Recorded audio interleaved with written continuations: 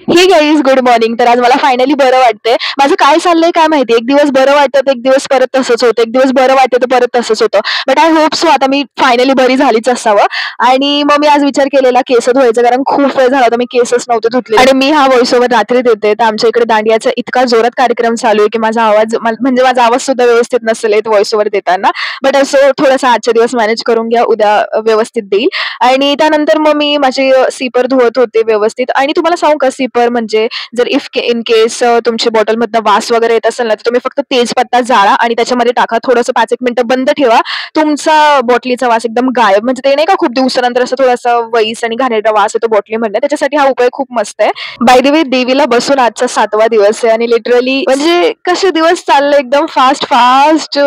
मी 1 तारखेला कुठे बोलले होते, इट्स माय बर्थडे मंथ, आणि 2 दिवसानंतर माझा बर्थडे येतोय. म्हणजे काय बोलावं आता. त्यानंतर मी आज काही स्टडी वगैरे केला नाही, कारण सध्या तरी मी पॉज दिलेला आहे, कारण काही फंक्शन्स आणि त्याशिवाय माझा बर्थडे पण येतोय. सो त्याचीच ही तयारी चालू होती. आम्ही उद्या बाहेर मी आणि माझी friend for my birthday shoot. उद्याचा व्लॉग बघायला विसरू नका. Bye bye, good night. Don't forget to subscribe my channel.